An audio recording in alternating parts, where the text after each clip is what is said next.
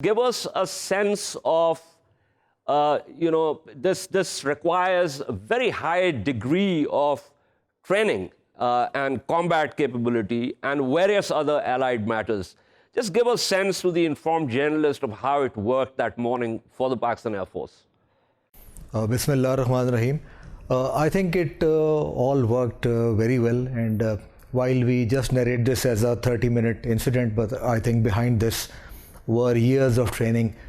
And if I tell you that the Air Force had all these targets ready and people standing by and well rehearsed for the last almost 18 years. So the Air Force has been ready all along. It has been trained to fight an enemy which is 3 times superior to it. There is always a rush to get the right resources to stay technologically ahead. So PF had all the right combination.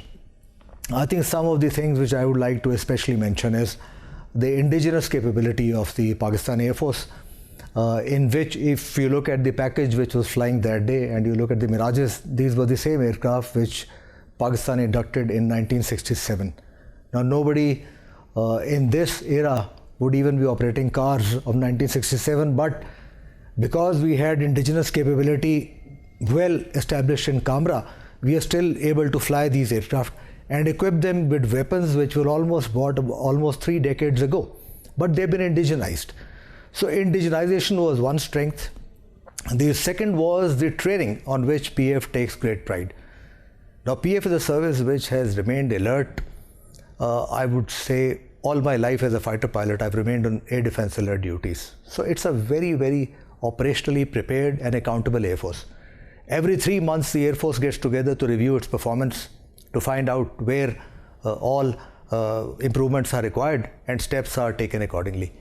So I think this episode just proved that if you have a small force which is well trained, well motivated, which has the entire country behind it, which has the leadership of the country, which has given it full confidence to take on the enemy and teach them a lesson, I think it all came together very well.